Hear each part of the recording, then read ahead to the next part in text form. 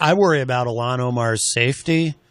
Yeah. And I just, I've been posting a lot about this, on the Matt Connarton Unleashed Facebook page and my disgust with, I gotta tell you, I mean, I was sitting there when I saw the video of these people at that rally chanting, "Send her back," and it was a loud chant. And it went on for 14 seconds. And, of course, Trump is lying about it, saying, no, he cut it off and interrupted it. And no, he didn't. He created it and encouraged it. Of course, of course. And I just, one of the things I said, I don't know if I said it that night. I mean, I was just boiling with rage. One of the things I said is, I'm an independent, and I try to support independent candidates whenever I can. Right. But I've voted for both Republicans and Democrats over the course of my life, and I said, when I look at the incredibly meek and mild response from the Republicans, who are kind of. The ones in Congress who are in safe seats, who aren't worried about losing their next the next election, the way they're sort of very gently pushing back on all of this, I said, you know what? If this is the party, they cannot. Actually, Jon Hopwood chastised me for that. If this is the party, they cannot bother to condemn this strongly and forcefully. I said, I will never vote for another Republican as long as I live. If this is the party of racist, even the people who aren't racist, but they're perfectly fine with being racist enablers and racist apologists. And I hear these people just bending themselves, just tying themselves up in knots, trying to defend this and downplay it. And I will never vote for another Republican in my lifetime. I won't. It's indefensible. You're absolutely right, and come on, and you're right to be. I have news, Jim. The city of Manchester has been reprieved. The flower shop maven did not file. Oh, really? That's Rich Gerard did not file. All right. We'd moved off of. I came to briefly let Matt know of my interest, and you have a button on your. I do, column. And we moved off of that. So to double flags. Yeah, in order to honor Matt's desire. Ronald Reagan was a racist. To not talk about local politics. So. So you can't talk about the school board? No. Well, we're not going to do it in this venue. I told Matt that there were trucks lined up and down Elm Street, CNN, CBS, NBC. They were all here, the BBC, and they were shouting at me. About Richard Gerard? No, they were shouting at me, can we do an interview? And I said, no, get out of my way. I'm going to cross the street to see Matt. That's right. I'm sorry, but somebody stole my phone. I think it was an illegal immigrant. Yeah. Friends are send friends. Her back. You got to do the right thing. So anyway, yeah, you're Why right. Can't anybody send me back? It is a terrible thing, but I'll tell you, this morning's ceremony in Concord puts the lie to sort of all of that. It shows that there are so many decent people, doing the right thing, and regardless of the barriers put in people's way, we're still a beacon of light that people are attracted to, and it's a little sullied, I have to tell you. I think these actions do. These images we see from those rallies are not just carried in Mississippi and Montauk and Maine. They're seen all over the world. People are looking at this in South Africa, and they're looking at it in Singapore. They're looking at it in China. And what rally? And at a Trump rally. So people do come. I mean, I tune in on a radio at different times. And those. So we aren't going to talk. And those people who dislike us, dislike America. I can say us really properly now. Yes. Those people who dislike us, you use it to beat us over the head with, because no country is without flaws. But but in the end, I think the United States remains closer to its ideals than sometimes we fear. This too shall pass. I think that's how it is. And what ideals are that? What ideals did Barack Obama express when he asked for $3.5 billion to send kids back, undocumented kids back in 2014? Those were the ideals of the Democratic Party at the time. I don't know what you're referring to, actually. Of course you don't. No, I don't. I don't say it, of course, like I'm pretending I don't. I really don't. Barack Obama in 2014, when there was a similar border crisis, which has been ongoing. There wasn't a similar border crisis. And it hasn't been ongoing. Yes, there was, Jim. Okay. It depends on how the media spins it, doesn't it? Oh, I see. So, I see. Him asking for $3.5 billion. So, we're in, I guess, as Winston of the Ministry of Information somehow exists now, where history, American history, just ceases to exist when it's inconvenient. Because Barack Obama asked for $3.5 billion because it was a border crisis, and it involved the documented children who he intended to send back. And the Republican Congress denied him that. That is a fact. You can read your New York Times archives. You can actually look it up.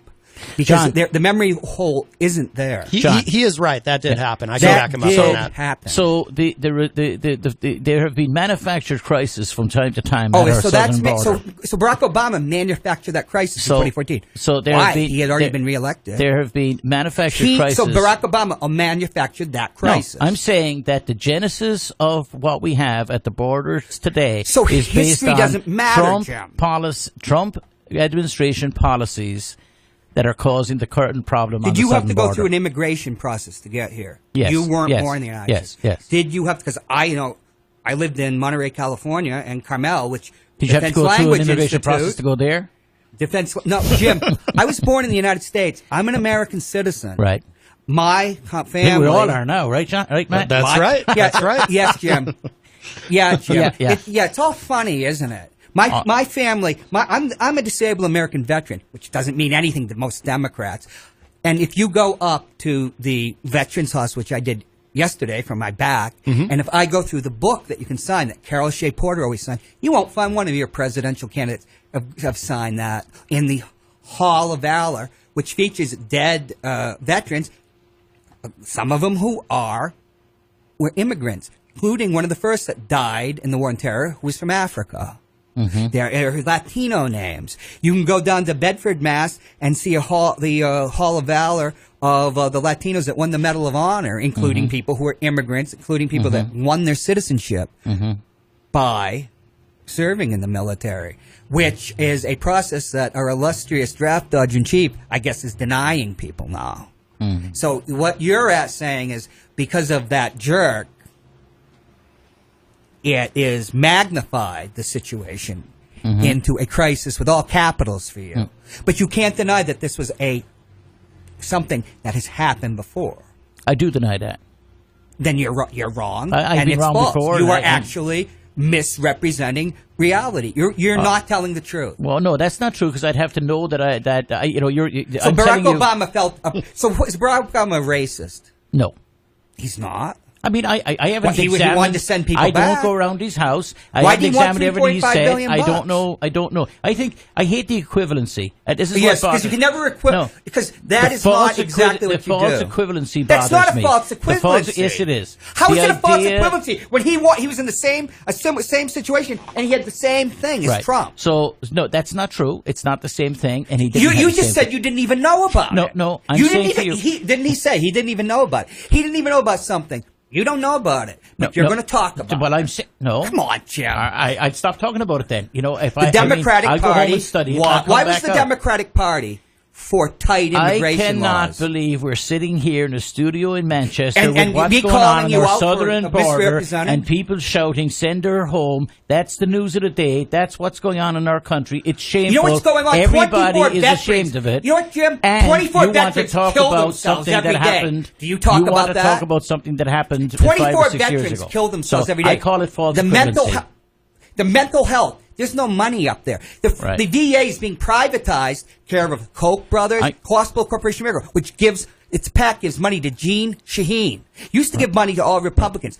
That's not. There's not money for that. Let me just say, I don't want this to appear as though I'm like reneging on a conversation or a conflict. I'm happy to talk. When you I do have to get out of here. You have to actually deny history that took place because you are. What this jackass has done is because he's such a foul extremist. You're mirroring him now. Right. So you are mirroring. So we'll bring in a second caller. We do have a caller, but I know you have to take off. I have Jim. to take off. Well, you should be happy by the news. I'm going to go study it, but my phone is lighting up, so I don't know whether people are angry at me or pleased, or maybe I won the lottery. I'm going to find out. Are you going to be on 7 p.m. now? All right. I just want to say one thing. Yes. Oh, it's Paul Cormier. Hey, Paul. Matt? Yes, Paul. Now you know what I deal with on Tuesday night. Well, I'm moving to Wednesdays. Right. Hey, thanks a lot, Paul. We see you. I've got a. Thanks, Paul. Yeah, I got. See, Jim, he's. I just want to say something. Have a good week, And boys. Paul, Thanks, thank you Paul. for everything. Right. Tomorrow night. Take care. Trump's repulsive. Yeah. So But you just can't pretend that it's not within the context of something. Right. So I mean, the man is utterly repulsive, and when this is the most senseless person that's been in the White House. I'm gonna leave Matt here to discuss this with you because I want to discuss the old witch of the West. Somebody threw a bucket of water on her, and she's melted away. She's melting. I got to run. Listen, thank you guys. Have a great weekend. I'll talk to you guys soon. I'll see you on Tuesday night. All right, Jim. No, you won't be Matt. seeing me on Tuesday night. I'm at Wednesday at 3 now. Oh, starting this week already? Yeah. I'm in front of Norm. Oh, you can come on. There you go. All right, I got to run. I'll see you guys. All right, Jim. Good luck. Thanks, Matt. I appreciate the time. Thank you and congratulations. Oh, thanks a lot. Yes, Thank yes. I think you're going to win. Well, we'll leave the people decide that. Yes. All right. Take care, Jim. The people. I'm just glad that he's wearing that the multiple flag pins. You know, I'm going to tell you, mirroring Trump's not going to help. It's going to get Trump reelected. We have a call. Hi, welcome to Matt Connarton Unleashed. Who's this? Is that news? Don't you normally get calls? We do. Yes, it is Dave Ridley from the Ridley Report. We How need are to you, get sir? New Hampshire to secede, Dave. Oh, Working on it. John, Not doing very good. but Jon Hopwood is on I'm board. not trying. Jon Hopwood is on board with NH Exit. Are you for open borders for the country of New Hampshire? I know What, in New Hampshire? in Amoskeag we're not, No. according to the suzerain. That's right. What's on your mind, Dave Ridley? Well, have you heard that? I guess the Bedford has a new superintendent, and what he's on the warpath again. Of what? Schools? I would assume. Superintendent of schools? Yeah, or superintendent of schools. What happened to the old one? Was it I don't know.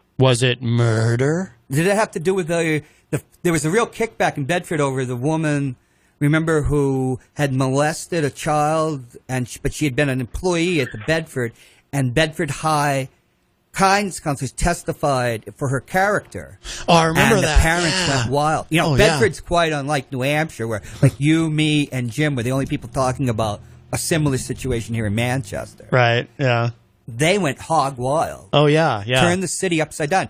And the rape of that child, statutory rape, but not the violent rape that occurred at West High in Manchester 2015, that was in Exeter. Mm-hmm. But still, the people were outraged because guidance counselors from Bedford went and testified for her character. Oh, yeah. Just bizarre.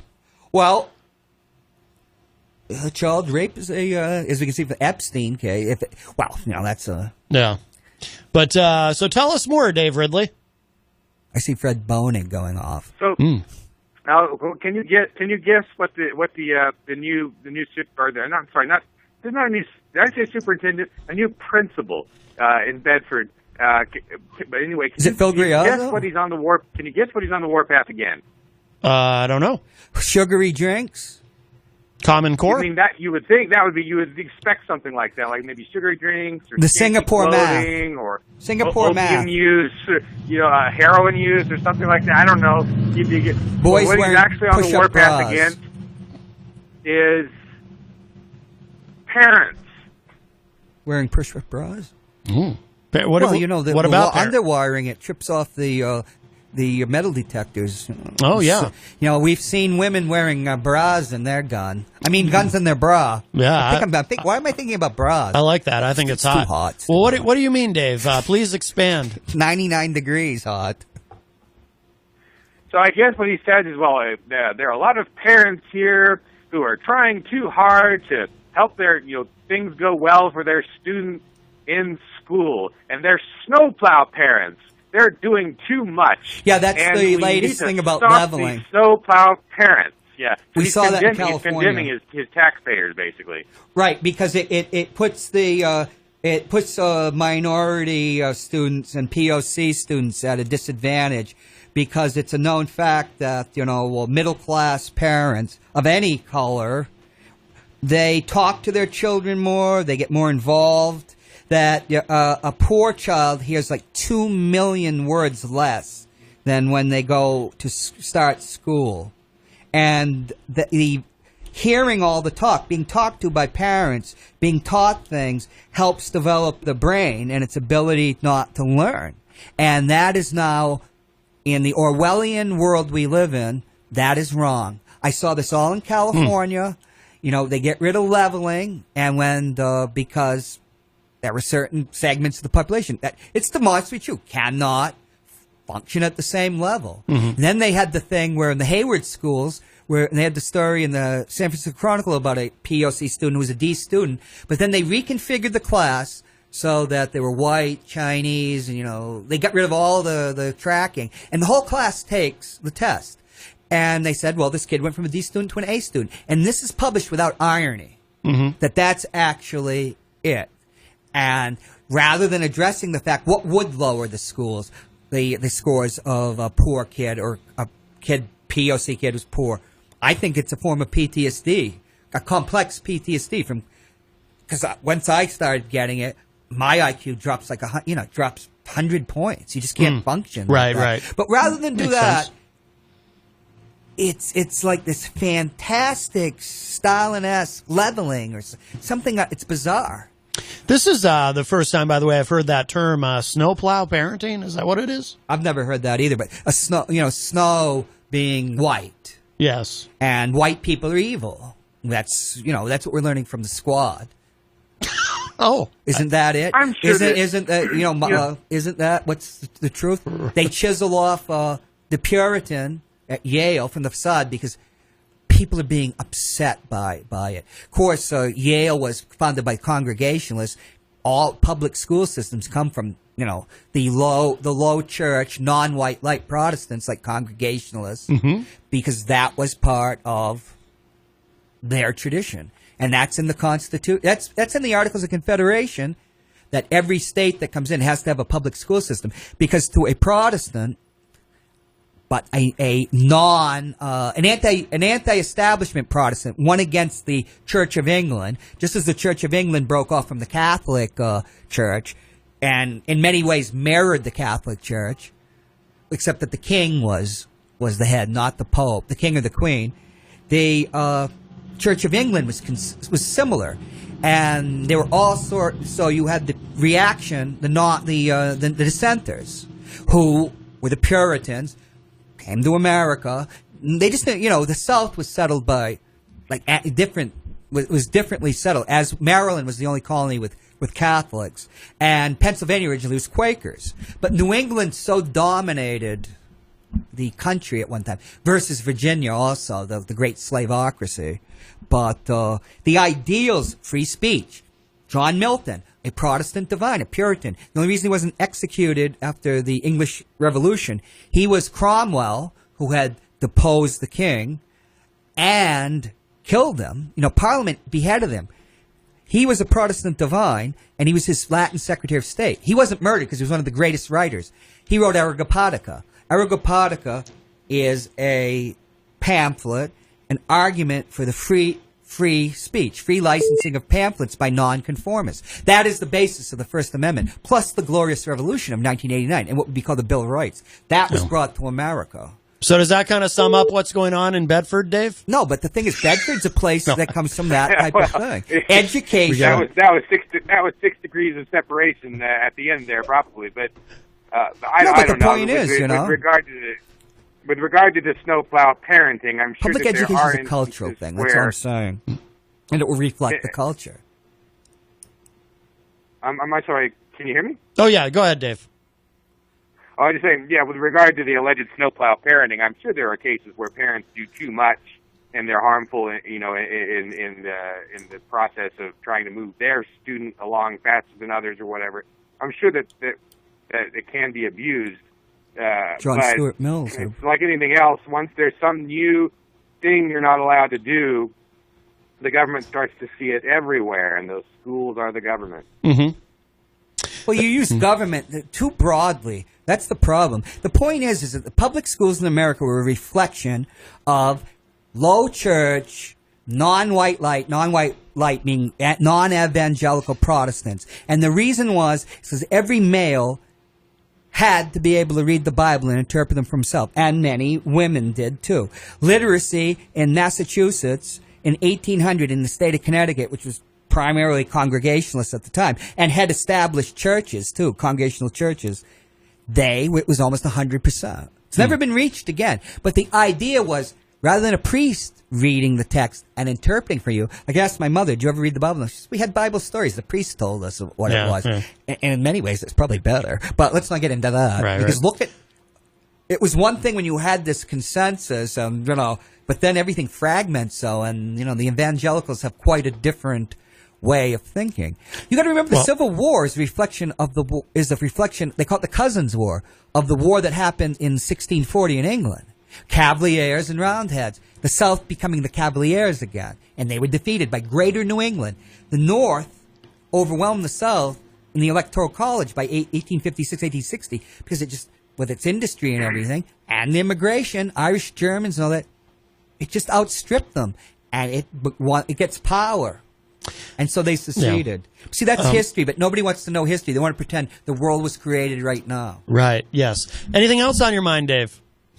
Nothing to add.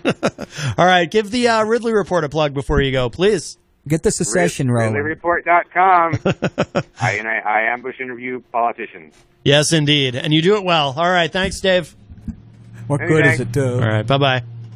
All right, so to the discussion earlier. Well, I think that you're mirroring Trump, and you're doing exactly what he is.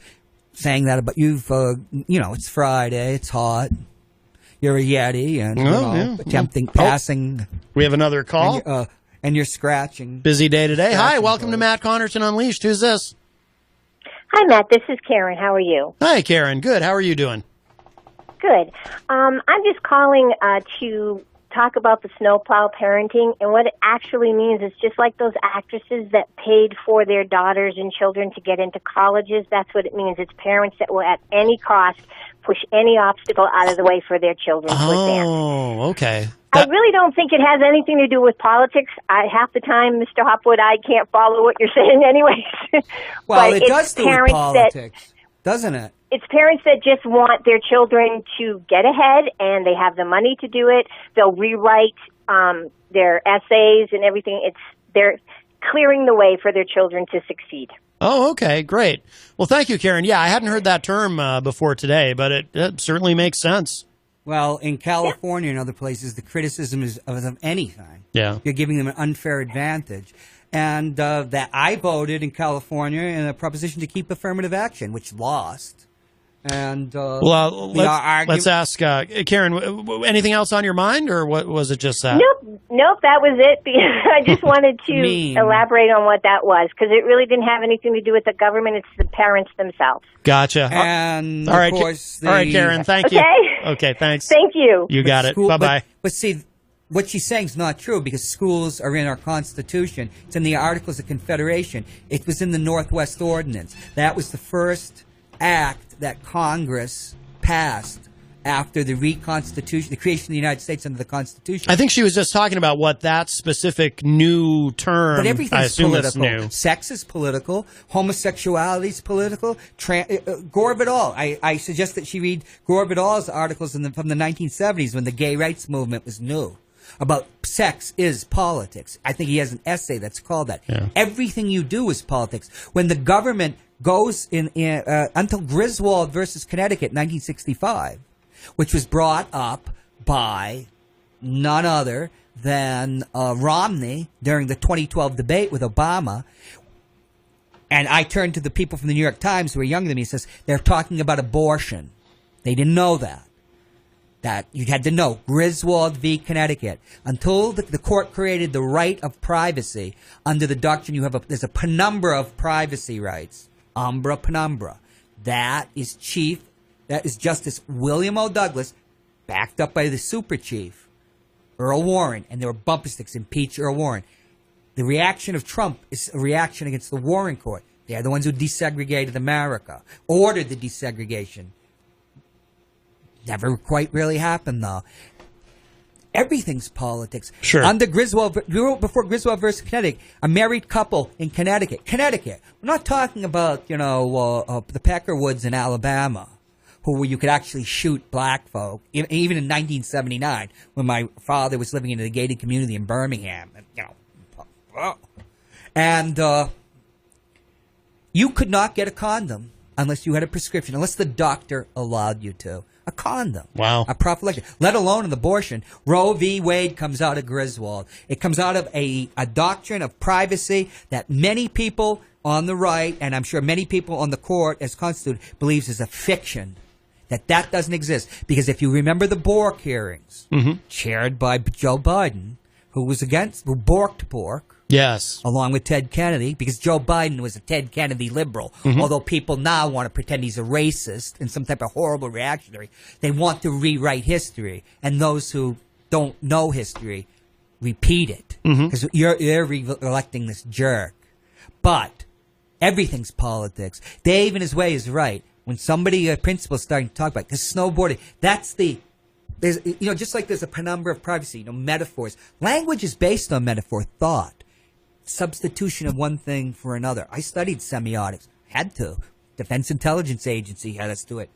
Literature is about that. What things really mean. That's just the tip of the iceberg. Yeah. It's all the advantages of the wealthy. What about being able, when I was a kid, people sent their kids from the Bedford parents could enable their kids to take SAT prep courses. My father was gone. My mother hadn't gone to college. She'd been through high school. She didn't know, she didn't know about the stuff. Yeah. And we didn't have the greatest guidance counselors up at the West Side High. Well, I want to get to this because, and get to what? Don't shoot the messenger, because I agreed with you. But Fred put this in the Facebook live chat. This goes back to what Did he pick it up off the internet just now? Well, I would assume. So he said, John's not right. The Central American Minors Program was an American immigration policy established by the Obama administration in November 2014. The program allowed lawfully present parents in the U.S. the opportunity to request a refugee or parole status of their children residing in the Northern Triangle, El Salvador, Guatemala, and Honduras. The combination of being a transshipment point and the increase of gang violence in the Northern Triangle caused its region's insecurity. What is he talking about, the Northern Triangle? What's the Northern Triangle? That is El Salvador, Guatemala, and Honduras. This is at the border. Well, hang on. There's more. Texas. So among other countries in Central America, the Northern Triangle's gang violence is ranked among the worst in the world. Due to an influx, this gets to what we were and Trump never talks about gang violence, because I guess it doesn't exist anymore. So this gets to what we were talking about before, though. Due to an influx of unaccompanied minors entering the U.S. from Central America, and I remember this. Entering the U.S. Yep, and being victims of violent crimes during the journey, the Obama administration initiated programs that partnered with Central American governments to combat the violence that influences minors to migrate to the U.S. However, the violence in the Northern Triangle only escalated in 20... Hang on, almost done. I'm going to go get some water. Only escalated in 2015, prompting the Obama administration to expand the Central American Minors Program in 2016. Now we're in 2015, so it's just expanded beyond. And then Trump ended it. That's rhetorical prestidigitation. We're talking about 2014. We're talking about $3.5 billion to send those kids out of the United States. Why doesn't he limit it to that? Why doesn't he address it to that? It's in this context, but 2014, and the Republicans denied it. I mean, everybody wants to cherry pick and that cherry pick. Well, no, he's talking about November of 2014. He just went to 2015 in that article, right? Yes, going forward in history. But this started in 2014. Yeah. Where's the 2014? Asked for the $3.5 billion to send the kids back. Yeah, that part's not in because he's not addressing it, just like Jim did it. Yeah, you and Jim really got into it. Well, when somebody, I consider that a form of prestidigitation, and I got to go get some water because it's hotter than hell in here. All right, we do have a call. Hi, welcome to Matt Connarton Unleashed. Who's this? It's your old pal. Hey, Fred. John, what I was saying was actually Obama left a lot of the children stay here. A big portion of them stayed, and that's what he got the money to do. Fred, Fred, he wasn't using the money to ship them back. Fred, before you go any further, he created a program for it. Fred, before you go any further, I should just tell you, John just got up and left the room to get a drink of water. So he's not. I think he knew it was going to be. He knew it was you. So how are you? And... we can talk about chewing tobacco while we're waiting. Did you ever do that, or have you ever chewed tobacco? I did for a very short time when I was like 9 years old. Yeah. And when you were 9? Yeah, I used to go skinny dipping with Bonnie Bakley too. The woman that the guy from Beretta killed. She was like my best friend. Really? No kidding. Yeah. She grew up in my hometown. We used to go skinny dipping all the time. Oh my God. Oh wow. What's that actor's name? Robert Blake? Is that him? Yeah, Robert Blake. Yeah. And he murdered her. Not that she didn't, create enough heartache in his life and wasn't a grifter. I mean, she was always a grifter, but yeah. But he did kill her. Yeah. Wow. All right. He's in prison for it, so John is returned, although his microphone is drooping. Everything's true. Well, what I wanted John to know is that the money was actually used to help keep. What money? Because he let a lot of kids the money. in. He didn't deport the unaccompanied children. He didn't get the money. Congress didn't give him the money. Yeah, they got some of the money. He didn't get Congress all of it, but they got a whole money. bunch of it because they just created another program to do it. Send us that. He wanted to send kids back. He wanted to repatriate them. Barack Obama is not. Built a program, and Barack for Obama the is not unaccompanied Donald minors. Trump. The Democratic Party was for strict immigration. My God, Cesar Chavez, the first interview I ever had, and I can tell you the whole interview, was with Jerry Brown, because I was working with the United Farm Workers, helped a strike in 1980, because I was in Howard Zinn's class, and he sent us out to do something. And there's Jerry Brown, threw his hat in the ring, because Jimmy Carter was so weak, but Ted Kennedy really didn't want to be president. And this was in a crush of people in Boston. This is the extent of the interview. First interview I ever had. And I've been interviewing them for years. The United Farm Workers are in strike. Jerry Brown turning his hatchet face to me and his intense eyes that remind Torquemada of Dostoevsky's Grand Inquisitor. I support them. That's the entire thing. Cesar Chavez, a saint in American labor, whose name adorns streets in San Francisco, Los Angeles. He was against illegal immigration. Do you know why, Fred? Because it depressed wages. Because in Los Angeles, you're talking about 2014. Because in Los Angeles, the custodial unions, which are primarily African American, had if you used the current inflation, they made about $20 an hour before the union was busted by the importation of illegals, or whatever you want to call them, undocumented. The boom in San Diego, Pete Wilson's hometown, illegal, undercutting the wages of union employees. Pete Wilson used to wave the bloody shirt. Do you know what that means? That goes back to the Second Cousins War. First being 1640s in England, Civil War, War of the Rebellion. That means when they tried to have, when you had the Yankees, the North was reconstructing the South, the Night Riders, the Klan, used to take people out and whip them.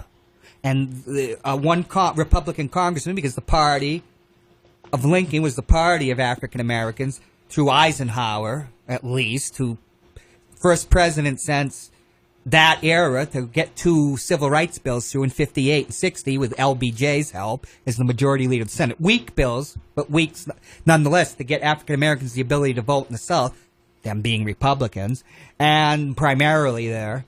He waved the shirt. It's called the race card, waving the bloody shirt. So Pete Wilson would always be blaming illegal immigrants, as he called them, from Mexico for all the ailments. And that got him elected senator, U.S. senator. And then, since the governor of California is more powerful than any U.S. senator, he used it to become the governor. And he used all his powers to make sure that that pool of illegal labor was always open and always available. Because that's politics. That is when Homo sapiens sapiens, according to Julian Jaynes in The Origin of Consciousness and the Overthrow of the Bicameral Mind, which he claims was a development of the brain that occurred when there were mass migrations in societies smashing into themselves, that the difference between the Iliad and the Odyssey is in the Iliad, everybody they say is literally true. They are talking to the gods. That's the way the brain was structured. But when you get to the Odyssey, when you get to brave Ulysses and his tales, he has learned something that other people haven't. About 2014. Stick to the subject, all right? Let's just get. We don't need the history Ulysses lesson. knows how to lie. Stick to 2014. Why don't you? Yeah, because do you know what? Do you ever hear of George Santayana? Those who don't know history are condemned to repeat it. If you don't know human history, which you're denying, people can lie. You made, Homo sapiens. I'm just trying to correct the statement. God save us, the true believers. You know, you were a Republican. You know I what? guess this is Ronald Reagan right? was a racist. Did you vote for Ronald Reagan?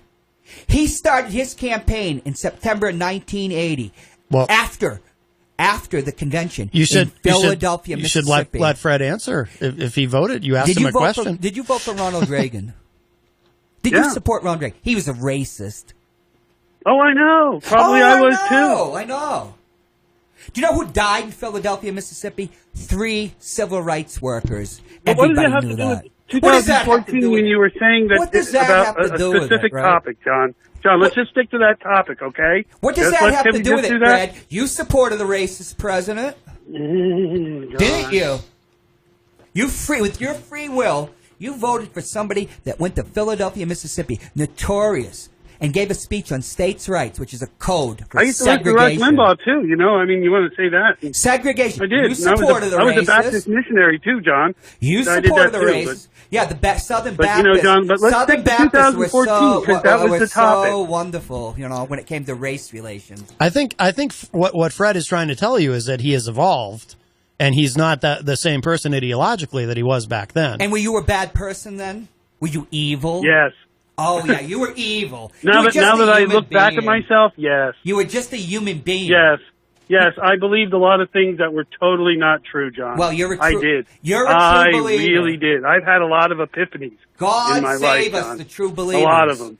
That's why on the radio show I call myself your most humbled host. Oh, we have a humble host here that decided not to run for office, but we can't talk about that. I'll talk to Matt, give Matt the details afterwards. There's a backstory.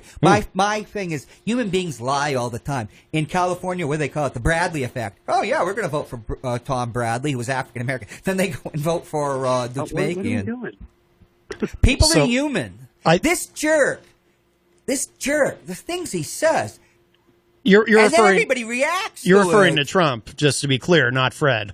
Fred's not a jerk. I agree with 99% of what he said. Different jerk.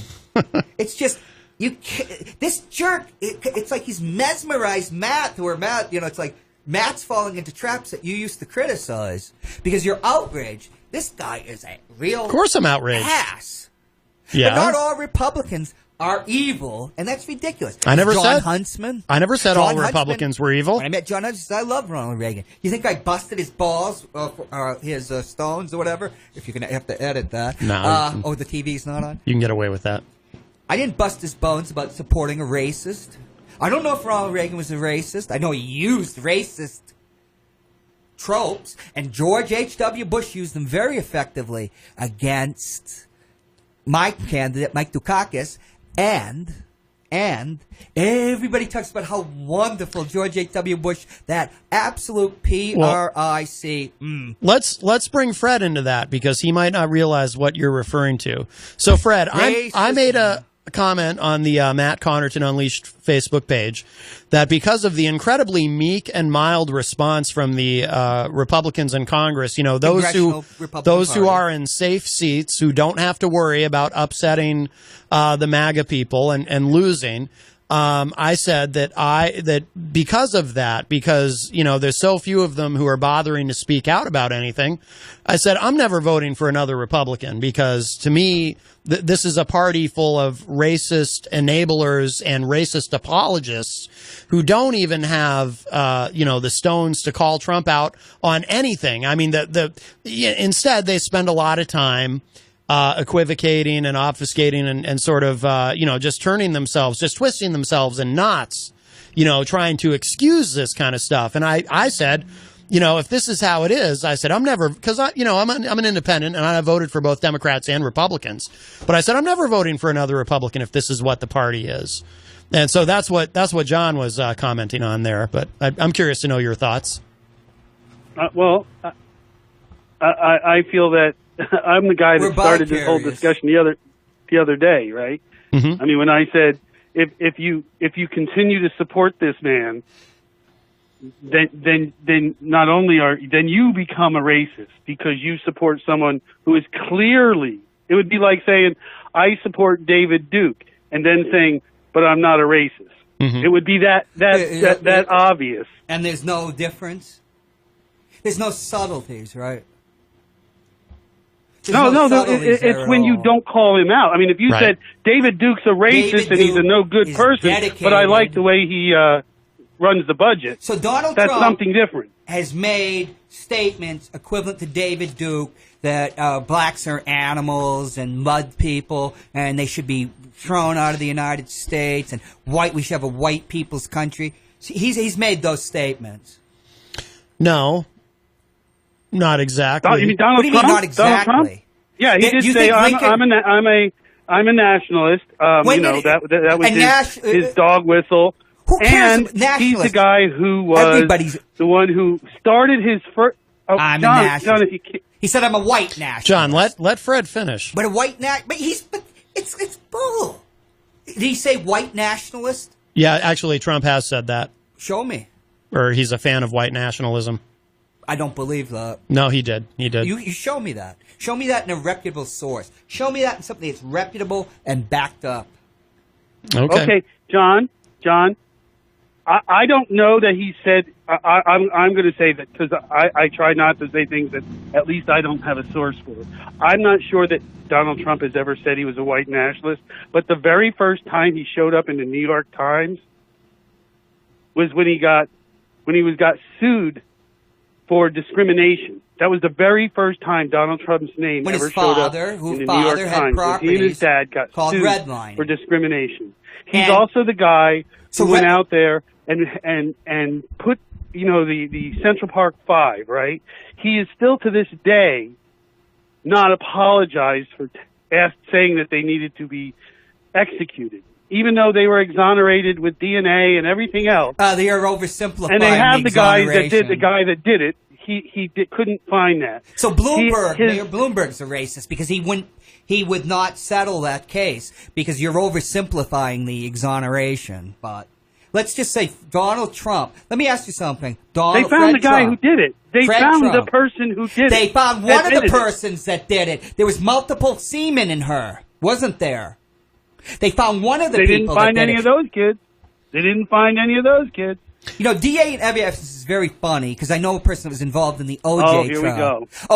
Let's go because you know about. Well, you're going to say now that these guys they were guilty. They were coerced into it. They all admit that it came out that they were coerced into their explanation, and now they're little young kids. If a meme is on the media, you're going to trumpet it, right? You're going to conform. What you tell me, Fred, from Reagan, you conform then to the Reagan thing. Now you're conforming to this that comes out of the mouth of the media. Because life is not simple. Politics, all that is not simple.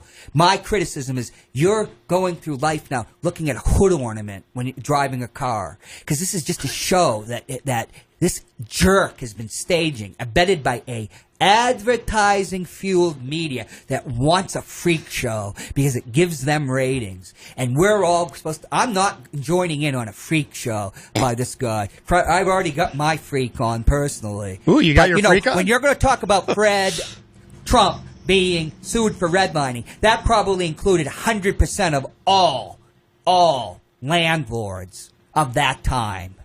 Those were new laws, anti-redlining. And I'll just remember one thing. The Democrats created the anti-redlining legislation. They created banks that were funded that were supposed to give credit to African Americans. Ron Brown, that was his path to power. Ron Brown, the Commerce Secretary of Clinton. And guess what? He was indicted, if not indicted, accused of redlining against blacks because he used the capital elsewhere. Because you want to know something? What I found out in life, you're from Africa, America, any place, any color. You're just a regular person. People are the same. Let Fred get in. Jesus, but it's all out of context. It's like society doesn't exist. Let Fred respond. It's a narrative. Go ahead, These Fred. are narratives. They're push-pull narratives. Yeah, let Fred respond before we run out of time. Jeez, oh. Go ahead, Fred. It's not real. My question is, again, when two wrongs obviously do not make a right, not saying one was right or one was wrong. One is a racist. Maybe the other one was racist too. But one clearly has, yes. and the people closest to him, once they're not under his little spell, they all admit that he's a racist. They all say it. And unless and a racist only has to believe that your specific color or race is better than someone else's. Right, he shuns black people. He doesn't allow black people in the White House. He doesn't have black people in the cabinet, right? This isn't Ronald Reagan either, who didn't even know the one black person that was in his cabinet. How many black people are in the cabinet? Well, you tell me, Fred. If he hated blacks, if he was a white nationalist, if he was David Duke, would there be any? Would the woman that's saying he was a racist, who's got a book to sell, would she have been there? Omarosa? Would Kim Kardashian's husband be there? Would he be pardoning black people? Would he be pardoning Jack because Johnson? You have a black friend, you're not a racist. Would he be pardoning Jack Johnson? Is that the excuse you know when what, someone Matt? says, well, I have a black friend? Yeah. But, what we say is, what we're saying so, is, okay, he's David maybe the Duke. reason why Maybe the reason. It's simple what you're saying. It's not giving cognizance to the way life is really. When John's there, because he never stops talking at all. Well, you're saying such stuff. But what Matt once said, ever since I met you, is that people calling everything's racist, which I called you a racist once when I was hot in the collar. Which we worked it out because you never didn't. We were arguing about something. I had something coming at you. My number one thing is I'm a racist because the allies of a particular flower pot maven took some typo I had, and that's the number one on my Google feed, which is leading into a lawsuit now, which might be one of the reasons Jackass isn't there. Oh. The point is, when you start everything's racist, Matt, you said this, it just becomes nothing. When you call Joe Biden a racist, is Joe Biden a racist? Would I call Joe Biden a racist? Not in my opinion. I don't know. He's probably done stupid things that didn't help black people. I'm sure I don't know. He's a racist. Let's call him a racist. That will help. That will help certain candidates. It's a rhetorical strategy, Fred. People that will say anything. That's why we go back to the evolution of consciousness and the brain and why people lie. People bamboozle each other. Do you know what the oldest profession is, Fred? Prostitution. So the second oldest profession, they say, is a politician, which is true, because that comes out of the pimp that was her procurer. The first thing you find out about politicians or being politicians is lying. Have to lie. Play act. By the way, I want to get this in, and I want to do it while Fred's still on the phone. I just want to correct myself. Trump did not say white nationalist. He just said nationalist. And that is a thing. That's what I thought. Oh, yeah. So if I say I'm a nationalist and I'm for the United States and I'm for a secure border, I'm a racist, right? Well, and the president... If I'm against illegal immigration, I'm a racist. You would have agreed with what I'm saying before you got swept up in this. And that's true, because we can go back. No, the context that Trump said it in, though, he was talking about, they keep calling me a nationalist. I'm a nationalist. Yeah, I'm a nationalist. But what they really keep calling him is white nationalist. So that was his way. He's an idiot. That was, I know that. You're talking about a boob that has everybody mesmerized and is going to get reelected. This guy is a master of slod media. You couldn't get Patty Chayefsky, who won 3 Oscars, the great satirist. He wrote Network in the Hospital, but Network, the great satire about the media. He couldn't have friggin' dreamed this up. We're almost out of time, but I want to make sure that Fred has a chance to respond to anything or react to anything. Last word, Yes. You got the last word, Fred.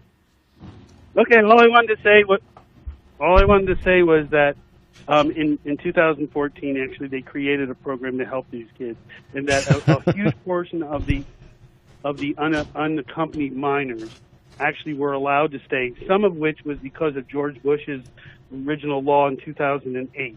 Yes. That's what I was just going to say. It wasn't like he was trying to deport all these children. Actually, they were trying to find a way to stop them, and there was very few. And now, John, I'm going to tell you this, and these are facts that are very much checkable. in 1986, there was 1.6 million people apprehended at the border. They had a budget of $145 million. That's $90 per person. They are up to $13,333 a person now. If you could take the full budget amount of people that they're apprehending, there's less than 600,000 they'll apprehend this year because the number's already dropping off like crazy because it's hot.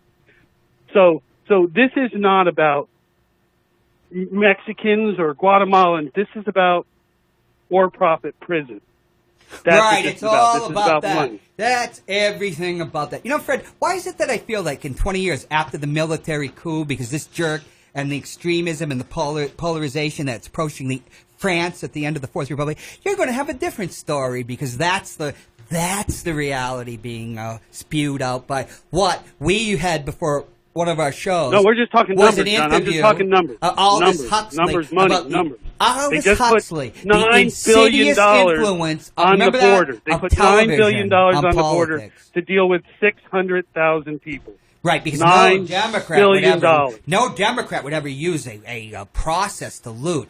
Like LBJ, he didn't create all those programs after, the signing of the Civil Rights Act of 64, which all the big bosses, the Democratic bosses in the cities hated. He didn't do that all to create his own patronage system so he can ensure him a way around the bosses to get the nomination in 68. No, it was all from his good heart.